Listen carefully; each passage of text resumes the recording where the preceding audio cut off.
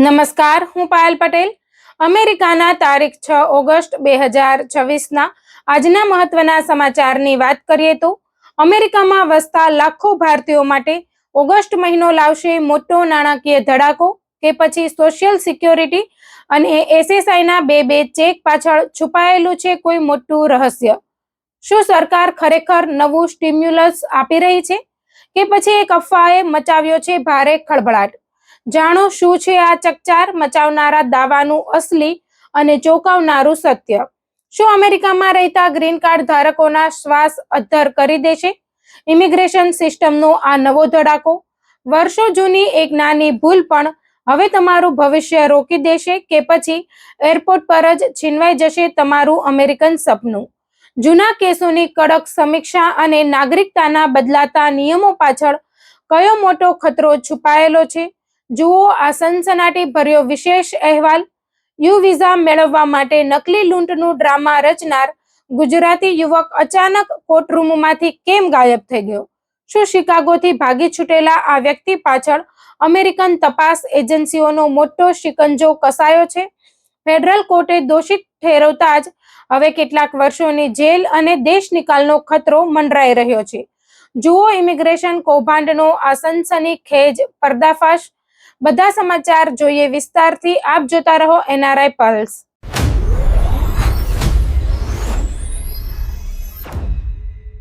શું ખરેખર ઓગસ્ટ મહિનામાં અમેરિકામાં રહેતા લાખો લોકોને બે સોશિયલ સિક્યોરિટીના ચેક મળવાના છે?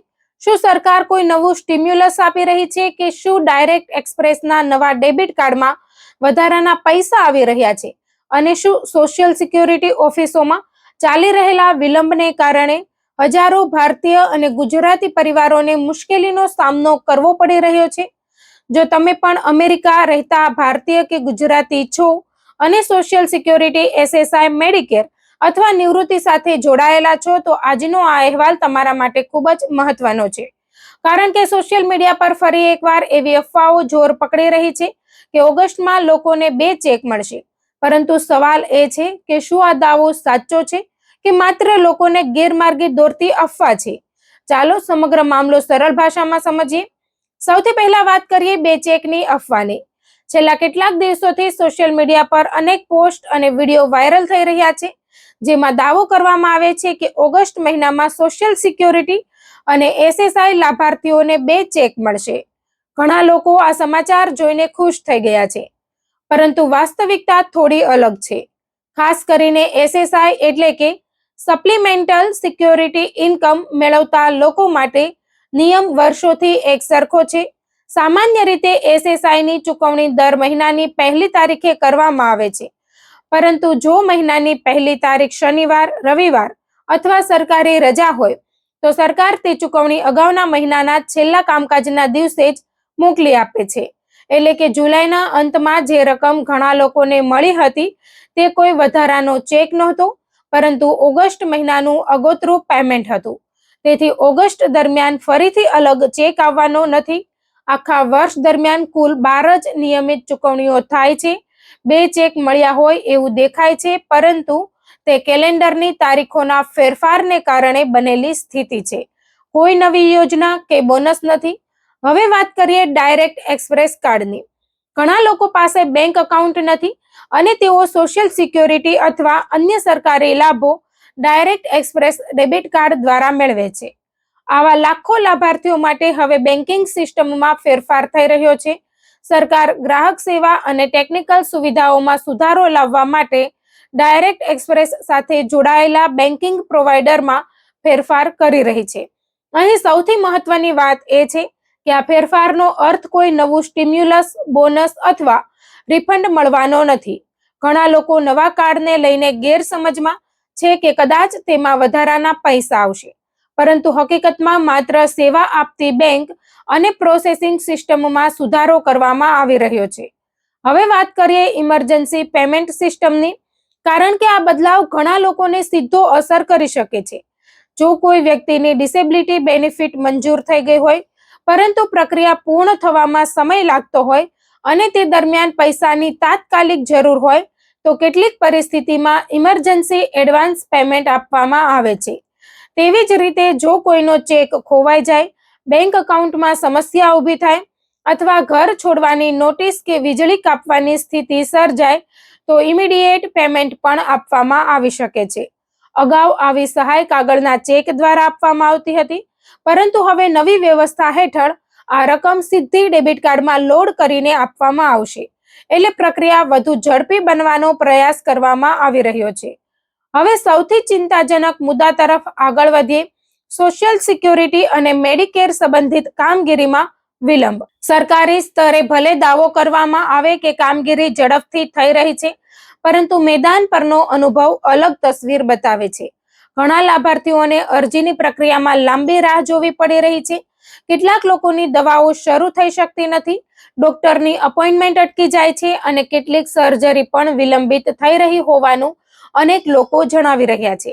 ખાસ કરીને 65 વર્ષની ઉંમર પછી નોકરી છોડનાર લોકો માટે મેડિકેર પાર્ટ બી ખૂબ મહત્વપૂર્ણ બની જાય છે. જો કંપનીમાં 20 થી વધુ કર્મચારીઓ હતા અને નોકરી પૂર્ણ થયા પછી કવરેજ સમાપ્ત થાય તો સામાન્ય રીતે દંડ વગર પાર્ટ બી માટે નોંધણી કરવાનો ખાસ સમય મળે છે. પરંતુ જો તાત્કાલિક આરોગ્ય કવરેજની જરૂર હોય તો માત્ર ઓનલાઈન અરજી કરીને રાહ જોવાના બદલે સ્થાનિક સોશિયલ સિક્યોરિટી ઓફિસમાં જઈને સીધી મદદ લેવી વધુ યોગ્ય બની શકે છે. અહીં એક મહત્વની માહિતી પણ સામે આવી છે. કેટલાક કિસ્સાઓમાં જો વ્યક્તિ પોતાની ગંભીર પરિસ્થિતિ સ્પષ્ટ રીતે રજૂ કરે, જેમ કે દવાઓ બંધ થવાની સ્થિતિ, સર્જરી અટકવાની શક્યતા અથવા બેઘર થવાનો ભય, તો કેટલીક ઓફિસોમાં તાત્કાલિક માર્ગદર્શન મળી શકે છે. જો કે દરેક ઓફિસની પ્રક્રિયા અલગ હોઈ શકે છે અને અંતિમ નિર્ણય સ્થાનિક અધિકારીઓના નિયમો પર આધારિત રહે છે. આવી પ્રક્રિયામાં જરૂરી દસ્તાવેજો અને સંબંધિત ફોર્મ સાથે જવું હંમેશા વધુ સુરક્ષિત રહે છે. હવે એક એવો પ્રશ્ન જે ઘણા લોકો પૂછે છે, નિવૃત્તિ માટે કયો મહિનો સૌથી સારો ગણાય? નિષ્ણાતોનું કહેવું છે કે તેનો કોઈ એક જ જવાબ નથી. દરેક વ્યક્તિની આવક, આરોગ્ય, ટેક્સની સ્થિતિ, પરિવારની જરૂરિયાતો અને ભવિષ્યની યોજના અલગ હોય છે. કોઈ માટે વહેલી નિવૃત્તિ યોગ્ય બની શકે તો કોઈ માટે થોડો વધુ સમય કામ કરવું ફાયદાકારક બની શકે. એટલે માત્ર ઉંમર જોઈને નિર્ણય લેવો યોગ્ય નથી. હવે વાત કરીએ ઓવરપેમેન્ટ અને પેન્શનમાંથી કપાત અંગેની. ઘણા લોકોને અચાનક દર મહિને તેમની સોશિયલ સિક્યોરિટી રકમમાંથી કપાત થતી જોવા મળે છે અને તેઓ માને છે કે કદાચ વર્ષો જૂનો ઓવરપેમેન્ટ કેસ ફરીથી ખોલવામાં આવ્યો છે. પરંતુ હકીકતમાં દરેક કેસ અલગ હોય છે. જો અગાઉ માફી મળી ગઈ હોય તો વર્ષો પછી તે જ કારણસર કપાત શરૂ થઈ જાય એવું સામાન્ય રીતે બનતું નથી. ઘણી વખત બીજી કોઈ નવી વહીવટી પ્રક્રિયા અથવા મેડિકેડ કે મેડિકેર સેવિંગ્સ પ્રોગ્રામમાં ફેરફારના કારણે પાર્ટ બી નો પ્રીમિયમ સીધો લાભમાંથી કપાવા લાગે છે. તેથી જો અચાનક કપાત શરૂ થાય તો ગભરાવાની જગ્યાએ સોશિયલ સિક્યોરિટી ઓફિસનો સંપર્ક કરીને તેનું ચોક્કસ કારણ જાણવું સૌથી જરૂરી પગલું છે. અધિકૃત પત્ર આવવામાં થોડા દિવસ લાગી શકે છે, તેથી સત્તાવાર માહિતી મળ્યા વગર કોઈ નિષ્કર્ષ પર પહોંચવું યોગ્ય નથી. જો ખરેખર કોઈ ભૂલ થઈ હોય તો અપીલ, રિક્સિન્ડ્રેશન અથવા વેવર જેવી પ્રક્રિયાઓ પણ ઉપલબ્ધ હોય છે.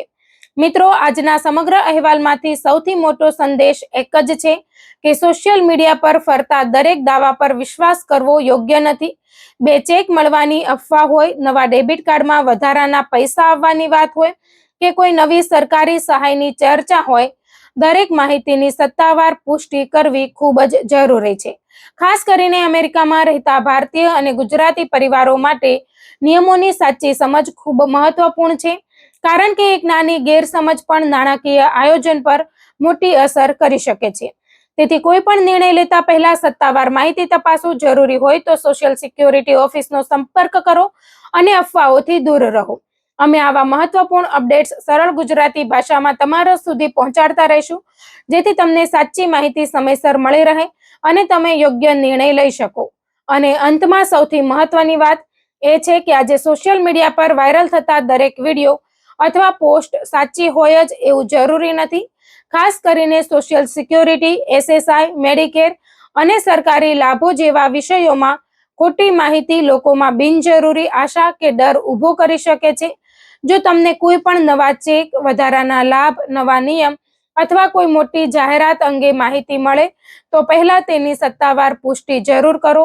અમેરિકામાં રહેતા ભારતીય અને ગુજરાતી પરિવારો માટે યોગ્ય માહિતી એ સૌથી મોટું રક્ષણ છે, કારણ કે એક ખોટો નિર્ણય તમારા લાભો, હેલ્થ કવરેજ અથવા ભવિષ્યના નાણાકીય આયોજનને અસર કરી શકે છે. તેથી અફવાઓને આગળ મોકલતા પહેલા તેની સાચી માહિતી તપાસો, સત્તાવાર સૂચનાઓ પર વિશ્વાસ રાખો અને સમયસર જરૂરી કાર્યવાહી કરો. સાચી માહિતી તમને માત્ર ગેરસમજથી જ બચાવતી નથી, પરંતુ તમારા હકના લાભો પણ સુરક્ષિત રાખે છે.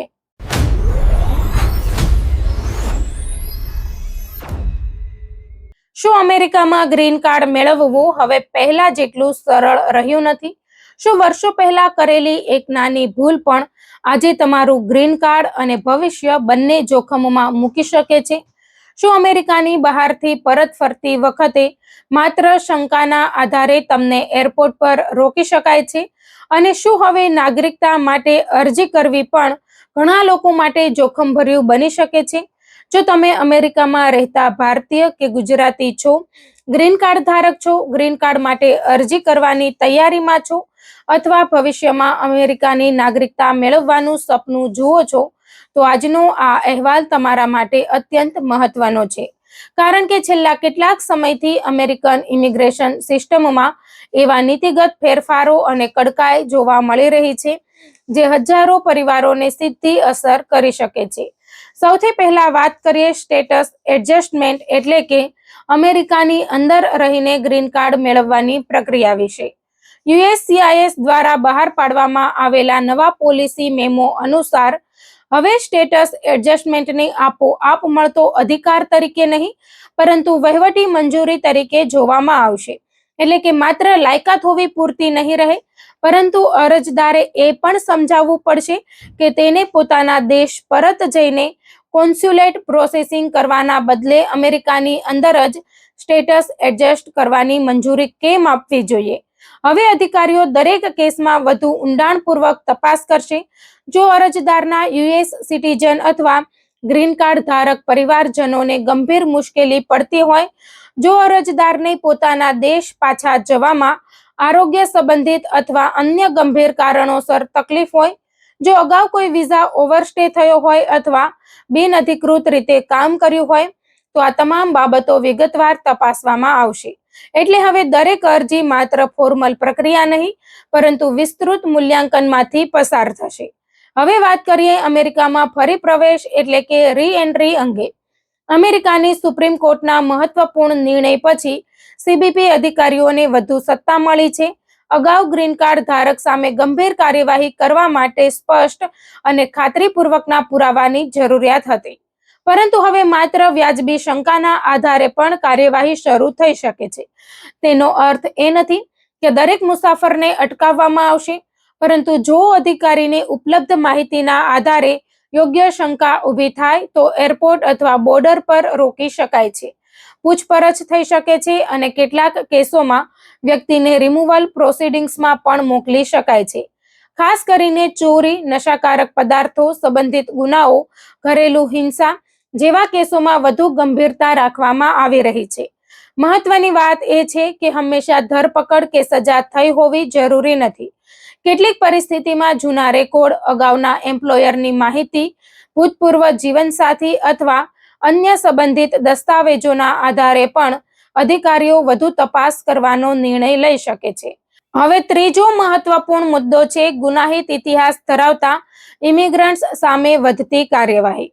અમેરિકન ઇમિગ્રેશન એજન્સીઓ હવે જાહેર સુરક્ષાને સૌથી મોટી પ્રાથમિકતા આપી રહી છે, જેના કારણે IRS, tax records, DMV, driving records, FBI screening, advance biometrics અને અન્ય સરકારી ડેટાબેઝ વચ્ચે વધુ સારી માહિતીની આપ-લે થઈ રહી છે. પરિણામે ઘણા વર્ષો પહેલાના એવા કેસો પણ હવે સામે આવી શકે છે જે પહેલા સિસ્ટમમાં સરળતાથી દેખાતા નહોતા. જો ગ્રીન કાર્ડ મેળવતી વખતે કોઈ મહત્વની માહિતી છુપાવવામાં આવી હોય, ખોટી રજૂઆત કરવામાં આવી હોય અથવા કોઈ ગંભીર કાયદાકીય ભંગ થયો હોય, તો ગ્રીન કાર્ડ રદ કરવાની પ્રક્રિયા શરૂ થઈ શકે છે. નિષ્ણાતો સલાહ આપે છે કે આવા સંજોગોમાં FOIA દ્વારા પોતાના તમામ ઇમિગ્રેશન રેકોર્ડ્સ મેળવવા, જૂના તમામ કેસોનું અનુભવી ઇમિગ્રેશન એટર્ની પાસેથી વિશ્લેષણ કરાવવું અને પોતાની ઇમિગ્રેશન હિસ્ટ્રીના તમામ દસ્તાવેજો સુરક્ષિત રાખવા ખૂબ જ મહત્વપૂર્ણ બની શકે છે. હવે વાત કરીએ અમેરિકન નાગરિકતા એટલે કે N-400 અરજીની. નાગરિકતા મેળવવાની પ્રક્રિયા હવે પહેલા કરતા વધુ કડક બની રહી છે. સિવિક્સ પરીક્ષા, ગુડ મોરલ કેરેક્ટરની તપાસ અને વિવિધ બેકગ્રાઉન્ડ ચેક્સ વધુ ગંભીરતાથી કરવામાં આવી રહ્યા છે. કેટલાક કેસોમાં નેબરહુડ ચેક્સનું પ્રમાણ પણ વધારવામાં આવ્યું હોવાનું કહેવામાં આવી રહ્યું છે, જેમાં અધિકારીઓ પાડોશીઓ, મિત્રો અથવા નોકરીના સ્થળે વ્યક્તિના ચરિત્ર વિશે માહિતી મેળવી શકે છે. સાથે જ નાગરિકતા અરજીની ફીમાં પણ મોટો વધારો પ્રસ્તાવિત છે. ઓનલાઈન અરજી માટે ફી લગભગ $1280 અને પેપર અરજી માટે લગભગ $1330 સુધી પહોંચવાની ચર્ચા છે. પરંતુ સૌથી મોટું જોખમ ફી નહીં, પરંતુ ભૂતકાળની ઇમિગ્રેશન હિસ્ટ્રી છે. જો કોઈ વ્યક્તિએ વર્ષો પહેલા ખોટી માહિતી આપી હોય, મહત્વની હકીકત છુપાવી હોય અથવા ગંભીર કાયદાકીય સમસ્યા હોય, તો નાગરિકતા માટે અરજી કરતી વખતે તે તમામ બાબતો ફરી સામે આવી શકે છે. કેટલાક કેસોમાં માત્ર નાગરિકતા અરજી જ નહીં, પરંતુ ગ્રીન કાર્ડ પણ જોખમમાં આવી શકે છે. તેથી ઘણા ઇમિગ્રેશન નિષ્ણાતો નાગરિકતા માટે અરજી કરતા પહેલા સંપૂર્ણ લીગલ રિવ્યૂ કરવાની ભલામણ કરી રહ્યા છે. હવે સૌથી વધુ ચર્ચામાં રહેલો મુદ્દો છે જૂના ગ્રીન કાર્ડ કેસોની ફરી તપાસ. માહિતી અનુસાર USCIS દ્વારા જૂના કેસોની સમીક્ષા માટે અલગ વ્યવસ્થા ઊભી કરવામાં આવી રહી છે અને વર્ષો પહેલા મંજૂર થયેલા કેટલાક કેસો પણ ફરી તપાસ હેઠળ આવી શકે છે. ખાસ કરીને જો અરજી વખતે કોઈ ખોટી રજૂઆત થઈ હોય તો તે હવે ફરીથી ચકાસવામાં આવી શકે છે. ઉદાહરણ તરીકે B1 અથવા B2 વિઝા માટે અરજી કરતી વખતે ખોટી વૈવાહિક સ્થિતિ બતાવવી, ખોટી નોકરી દર્શાવવી, F1 વિઝા લઈને જે સંસ્થામાં અભ્યાસ કરવાનો હતો ત્યાં અભ્યાસ ન કરવો, H1B પ્રક્રિયામાં ખોટી કંપનીનો ઉપયોગ કરવો અથવા લગ્ન આધારિત ગ્રીન કાર્ડ કેસોમાં ફ્રોડની શંકા હોય તો આવા કેસો ફરીથી ખોલવામાં આવી શકે છે. જો કેસ રીઓપન થાય તો વ્યક્તિને ગ્રીન કાર્ડ રદ કરવાની નોટિસ અથવા ઇમિગ્રેશન કોર્ટમાં હાજર થવા માટે નોટિસ ટુ અપિયર મળી શકે છે. જો કે દરેક કેસમાં પરિણામ એક સરખું હોય એવું નથી. જો વ્યક્તિ પાસે યોગ્ય દસ્તાવેજો, સાચા પુરાવા અને મજબૂત કાયદાકીય બચાવ હોય તો પોતાના અધિકારોનું રક્ષણ શક્ય છે. તેથી ગભરાવાની જરૂર નથી, પરંતુ સાવચેત રહેવાની જરૂર ચોક્કસ છે. અંતમાં સૌથી મહત્વની વાત એ છે કે આ તમામ ફેરફારોનો અર્થ એવો નથી કે દરેક ગ્રીન કાર્ડ ધારક અથવા દરેક ઇમિગ્રન્ટ મુશ્કેલીમાં આવશે, પરંતુ અમેરિકાની ઇમિગ્રેશન સિસ્ટમ હવે વધુ કડક ચકાસણી, વધુ ડિજિટલ અને ડેટા એનાલિસિસ અને વધુ વિસ્તૃત તપાસ તરફ આગળ વધી રહી છે. તેથી જે લોકો ભવિષ્યમાં ગ્રીન કાર્ડ, નાગરિકતા અથવા અન્ય કોઈ ઇમિગ્રેશન લાભ માટે અરજી કરવાની યોજના બનાવી રહ્યા છે, તેમણે પોતાની ઇમિગ્રેશન હિસ્ટ્રી સંપૂર્ણ રીતે સમજી લેવી, જૂના તમામ દસ્તાવેજો સાચવી રાખવા, કોઈ શંકાસ્પદ મુદ્દો હોય તો સમયસર કાયદાકીય સલાહ લેવી અને દરેક અરજીમાં સંપૂર્ણ સાચી અને ચોક્કસ માહિતી આપવી અત્યંત જરૂરી બની ગયું છે. આજના સમયમાં વર્ષો પહેલા કરેલી નાની ભૂલ પણ નવી ટેકનોલોજી અને વધુ સઘન તપાસના કારણે ફરી સામે આવી શકે છે. તેથી સાવચેતી, પારદર્શિતા અને યોગ્ય કાયદાકીય માર્ગદર્શન જ તમારા ભવિષ્યને સુરક્ષિત રાખવાનો સૌથી મજબૂત રસ્તો બની શકે છે. આથી જો તમે અમેરિકામાં રહેતા ભારતીય અથવા ગુજરાતી હોય, ગ્રીન કાર્ડ ધારક હોય, ગ્રીન કાર્ડ માટે અરજી કરવાની તૈયારીમાં હોય અથવા નજીકના ભવિષ્યમાં નાગરિકતા માટે અરજી કરવાનું વિચારી રહ્યા હોય તો કોઈ પણ મહત્વપૂર્ણ નિર્ણય ઉતાવળમાં ન લો.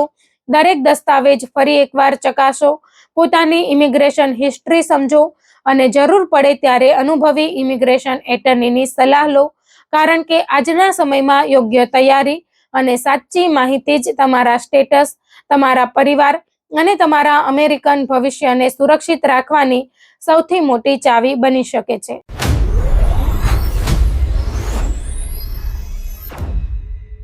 શું અમેરિકામાં યુ વિઝા મેળવવા માટે કોઈ વ્યક્તિ પોતાને જ લૂંટાવાનું નાટક કરી શકે? શું માત્ર ઇમિગ્રેશનનો ફાયદો મેળવવા માટે ખોટી રોબરી ગોઠવવામાં આવી શકે? અને જો આવું કરતા પકડાઈ જાઓ તો શું અમેરિકાની કોર્ટ તમને ભાગેડું જાહેર કરીને વર્ષો સુધીની જેલની સજા આપી શકે? આજે અમે તમને એક એવા ગુજરાતી યુવકની આખી કહાની જણાવવા જઈ રહ્યા છીએ જેણે માત્ર શિકાગો જ નહીં પરંતુ સમગ્ર અમેરિકામાં ચર્ચા જગાવી દીધી છે. આ કેસ ખાસ કરીને અમેરિકામાં રહેતા ભારતીયો અને ગુજરાતીઓ માટે ખૂબ જ મહત્વનો છે, કારણ કે આ ઘટના માત્ર એક વ્યક્તિની નથી પરંતુ અમેરિકાની ઇમિગ્રેશન સિસ્ટમનો દુરુપયોગ કરવાના ગંભીર આરોપો સાથે જોડાયેલી છે. તેથી આ સમાચારને અંત સુધી જરૂર જોતા રહેજો, કારણ કે આ કેસમાંથી દરેક ઇમિગ્રન્ટ માટે મોટો સંદેશ બહાર આવે છે. અમેરિકાના ફ્લોરિડામાં રહેતા 34 વર્ષીય ગુજરાતી રજની પટેલ હાલમાં અમેરિકન કાયદા અમલવારી એજન્સીઓ માટે સૌથી વધુ શોધાતા લોકોમાંથી એક બની ગયા છે. શિકાગોની ફેડરલ કોર્ટમાં તેમની સામે ચાલી રહેલી ક્રિમિનલ ટ્રાયલ દરમિયાન એક એવી ઘટના બની કે સમગ્ર કોર્ટરૂમમાં સન્નાટો છવાઈ ગયો. ટ્રાયલના ત્રીજા દિવસે જ્યારે જજ સમક્ષ તેમની હાજરી જરૂરી હતી ત્યારે રજની પટેલ કોર્ટમાં હાજર જ રહ્યા નહીં. શરૂઆતમાં સૌને લાગ્યું કે કદાચ કોઈ કારણસર મોડું થયું હશે, પરંતુ કલાકો પસાર થયા છતાં તેઓ આવ્યા નહીં. ત્યારબાદ તેમના વકીલે પણ કોર્ટને જણાવ્યું કે ઘણા સમયથી તેમના પોતાના ક્લાયન્ટ સાથે કોઈ સંપર્ક થઈ શક્યો નથી. આ નિવેદન બાદ કોર્ટે તરત જ તેમની સામે અરેસ્ટ વોરંટ બહાર પાડ્યું અને તેમને ભગેડું જાહેર કરી દીધા. ત્યારબાદ અમેરિકન પોલીસ અને તપાસ એજન્સીઓએ તેમની શોધખોળ શરૂ કરી. રોકફોર્ડ સ્થિત તેમના રહેઠાણે તપાસ કરવામાં આવી, પરંતુ તેઓ ત્યાં પણ મળ્યા નહીં. ત્યાર પછી તપાસકર્તાઓએ આધુનિક ટેકનોલોજીની મદદ લીધી. લાયસન્સ પ્લેટ રીડર્સ અને સર્વેલન્સ કેમેરાના ડેટાની તપાસ કરતા જાણવા મળ્યું કે તેમની સફેદ ટોયોટા કેમરી ઇન્ડિયાના ટેનેસી અને અલાબામા જેવા રાજ્યોમાંથી પસાર થઈ હતી, એટલે કે તેઓ સતત સ્થળ બદલતા રહ્યા હોવાની આશંકા વ્યક્ત કરવામાં આવી રહી છે. પરંતુ હવે સૌથી મોટો પ્રશ્ન એ છે કે આખરે તેઓ શા માટે ભાગી રહ્યા છે? તેનો જવાબ આ સમગ્ર કૌભાંડમાં છુપાયેલો છે. તપાસ અનુસાર વર્ષ 2024માં શરૂ થયેલા આ કેસમાં કુલ 6 લોકો સામે ગંભીર આરોપ મૂકવામાં આવ્યા હતા. આરોપ એવો હતો કે અમેરિકામાં યુ વિઝા મેળવવા માટે નકલી લૂંટના બનાવો ગોઠવવામાં આવતા હતા. સામાન્ય રીતે યુ વિઝા એવી વ્યક્તિઓ માટે હોય છે જેઓ ગંભીર ગુનાનો ભોગ બનેલા હોય અને પોલીસને તપાસમાં સહકાર આપતા હોય. પરંતુ આ કેસમાં આરોપીઓએ આ જ નિયમનો દુરુપયોગ કરવાનો પ્રયાસ કર્યો હોવાનું કહેવાય છે. તપાસમાં સામે આવ્યું કે ડંકિન ડોનટ્સની દુકાનો, લિકર સ્ટોર્સ, ગેસ સ્ટેશન્સ અને અન્ય વેપારી સ્થળોએ પૈસા આપીને નકલી લૂંટ ગોઠવવામાં આવતી હતી. નકલી લૂંટારાઓ ગન લઈને આવતા, લોકોમાં ભય ફેલાવતા અને સમગ્ર ઘટના સાચી લાગે તે માટે ક્યારેક પીડિતને માર મારવાનું નાટક પણ કરતા. ત્યારબાદ પોલીસને જાણ કરવામાં આવતી અને પોતે ગુનાનો ભોગ બન્યા હોવાનો દાવો કરીને યુ વિઝા માટે જરૂરી દસ્તાવેજો મેળવવાની પ્રક્રિયા શરૂ કરવામાં આવતી. આ સમગ્ર યોજના ખૂબ જ આયોજનબદ્ધ રીતે ચાલતી હોવાનો આરોપ છે. રજની પટેલ સાથે જોડાયેલી સૌથી મહત્વની ઘટના સાઉથ હોલેન્ડ વિસ્તારમાં આવેલી ડંકિન ડોનટ્સની એક દુકાનમાં બની હોવાનું કહેવાય છે. તપાસમાં જણાવાયું કે આ ઘટનાથી પહેલા તેઓ ગેસ સ્ટેશન પર આ સમગ્ર કૌભાંડના કથિત માસ્ટરમાઇન્ડ પાર્થ નાહીને મળ્યા હતા. ત્યાં આખી યોજના સમજાવવામાં આવી હતી. પાર્થ નાહીએ કથિત રીતે કહ્યું હતું કે 3 અલગ અલગ રોબરી કરવામાં આવશે અને તેમાં વોલેટ પણ લૂંટી લેવામાં આવશે. તેથી કોઈ મહત્વના દસ્તાવેજ કે કિંમતી વસ્તુ વોલેટમાં રાખવી નહીં. સૌથી ચોંકાવનારી વાત એ હતી કે રોબરી અસલી દેખાય તે માટે કથિત રીતે રજની પટેલે પોતે જ કહ્યું હતું કે લૂંટારાએ તેમને મારવો જોઈએ જેથી પોલીસને કોઈ શંકા ન જાય. ત્યારબાદ યોજના મુજબ એક નકલી લૂંટારાએ તેમને મુક્કો મારીને નીચે પાડી દીધા હતા. ટ્રાયલ દરમિયાન ડંકિન ડોનટ્સની અંદરના સીસીટીવી વિડીયો પણ કોર્ટમાં રજૂ કરવામાં આવ્યા હતા. વિડીયોમાં કાળા કપડાં પહેરેલા 3 લોકો ગન સાથે અંદર પ્રવેશતા જોવા મળ્યા હતા અને સમગ્ર ઘટનાક્રમ કોર્ટ સમક્ષ રજૂ કરવામાં આવ્યો હતો. તપાસમાં એવો પણ આરોપ છે કે દુકાનના મેનેજરને પણ આ નકલી ઘટનામાં સહકાર આપવા માટે પૈસા ચૂકવવામાં આવ્યા હતા. ત્યારબાદ મે 2024માં રજની પટેલે સાઉથ હોલેન્ડ પોલીસ વિભાગ પાસે જરૂરી સર્ટિફિકેટ મેળવવા અરજી કરી હતી. અરજીમાં તેમણે લખ્યું હતું કે આ રોબરી બાદ તેઓ માનસિક રીતે ખૂબ વ્યથિત થઈ ગયા છે અને ઘટનાની અસર હજુ સુધી અનુભવી રહ્યા છે. ત્યારબાદ જરૂરી સર્ટિફિકેટ મળ્યા પછી વર્ષ 2025માં યુ વિઝા માટે અરજી કરવામાં આવી હતી, પરંતુ તપાસ દરમિયાન સમગ્ર કથિત કાવતરું બહાર આવવા લાગ્યું. આ કેસમાં સૌથી મહત્વની સાક્ષી કથિત માસ્ટરમાઇન્ડ પાર્થ નાહીને જ આપી. તેમણે અગાઉ પોતાનો ગુનો કબૂલી લીધો હોવાનું જણાવાયું છે અને હવે જ્યુરી સમક્ષ તેમણે રજની પટેલ સામે સાક્ષી આપી છે. તેમની સજા 2 સપ્ટેમ્બરે જાહેર થવાની છે. બીજી તરફ રજની પટેલ કોર્ટમાં ગેરહાજર રહ્યા હોવા છતાં પ્રોસિક્યુટર્સની વિનંતી બાદ ટ્રાયલ અટકાવવામાં આવ્યો નહીં. અમેરિકાના કાયદા મુજબ કેટલીક પરિસ્થિતિમાં આરોપીની ગેરહાજરીમાં પણ કાર્યવાહી આગળ વધી શકે છે અને અહીં પણ એવું જ થયું. બંને પક્ષોની અંતિમ દલીલો સાંભળ્યા બાદ જ્યુરીએ રજની પટેલને વિઝા અરજીમાં ખોટી માહિતી આપવાના ગુનામાં દોષિત ઠેરવ્યા. હવે તેમની સજા અંગેનો અંતિમ નિર્ણય ફેડરલ કોર્ટ 30 નવેમ્બરે સંભળાવશે અને જો કોર્ટ મહત્તમ સજા ફટકારે તો તેમને 10 વર્ષ સુધીની જેલની સજા થઈ શકે છે. આ કેસ માત્ર એક વ્યક્તિ સુધી મર્યાદિત નથી. તાજેતરમાં સચિન પટેલ, આર્યન પટેલ, જગદીશ પટેલ અને રવીના પટેલ નામના 4 ગુજરાતીઓની પણ ધરપકડ કરવામાં આવી હોવાનું સામે આવ્યું છે અને તેઓ હાલમાં ઇન્ડિયાનાની આઈસ જેલમાં હોવાની માહિતી આપવામાં આવી રહી છે.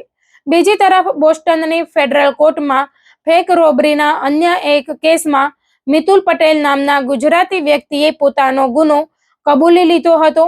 ત્યારબાદ કોર્ટે તેમને 1 દિવસની જેલની સજા અને ત્યાર પછી દેશ નિકાલ કરવાનો આદેશ આપ્યો હતો.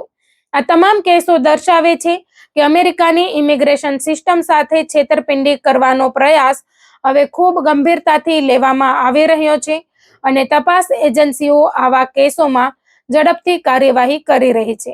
ખાસ કરીને શિકાગો વિસ્તારમાં મોટી સંખ્યામાં ભારતીયો અને ગુજરાતીઓ વસે છે અને છેલ્લા કેટલાક સમયથી યુ વિઝા સાથે જોડાયેલા આવા અનેક કેસોની તપાસ ચાલી રહી છે.